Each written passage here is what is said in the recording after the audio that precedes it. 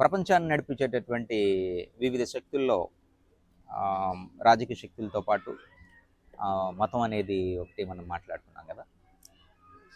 So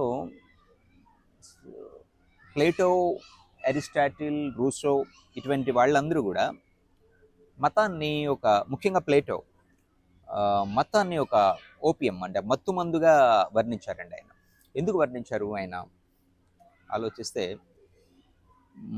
వాస్తవమే అనిపిస్తుంది. ఎంతవరకు ఏంటంటే నేను ఎక్కడో విన్నట్టు గుర్తు, మతం అయితే మనిషి చేతిలో ఒక ఆయుధం అన్న పెడుతుంది, లేదంటే చేతకాని వాడికి ఏందన్నా కూర్చోబెడుతుంది అనేది. ఎందుకంటే ఒకటి మూర్ఖుడిగా తయారు చేస్తుంది. ప్రపంచాన్ని మనం చూస్తున్నాము. ఇప్పుడు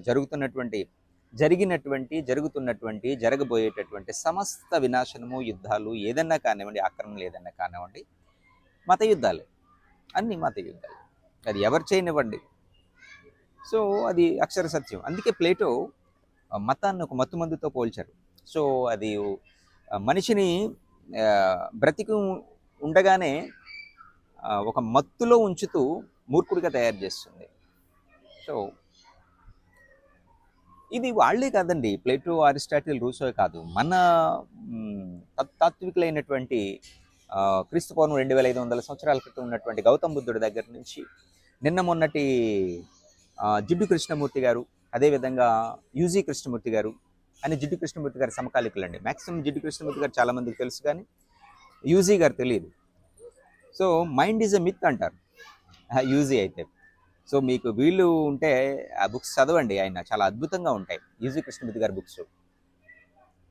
సో ఆయన ఏంటంటే ఎన్లైటన్మెంట్ ఈజ్ ఎ కెలామినిటీ అంటారు ఆయన.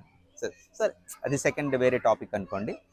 సో ఇక్కడ ఏంటంటే ఆధునిక తత్వవేత్తలైనటువంటి వాళ్ళు కూడా వాళ్ళ బుక్స్ కానీ మనం చాలా జాగ్రత్తగా చదివినా, మనం అర్థం చేసుకున్నా సరే, వాళ్ళు దేనికి కూడా మతానికి రిలేటెడ్ ఉండదండి. అసలు పూర్తిగా ఉన్నదంతా కూడా అయితే మనస్సు లేదా ప్రకృతి,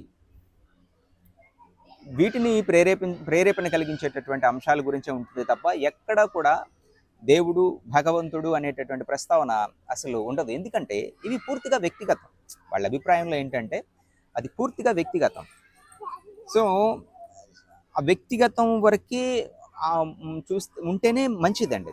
అది ఎప్పుడైతే సమాజమైందో, అది ఒక సంస్కృతిగా మనం డెవలప్ చేయాలనుకున్నామో, మన బలాన్ని పెంచుకుందాం అనుకున్నామో, అక్కడే ప్రమాదం అనేది వస్తుంది.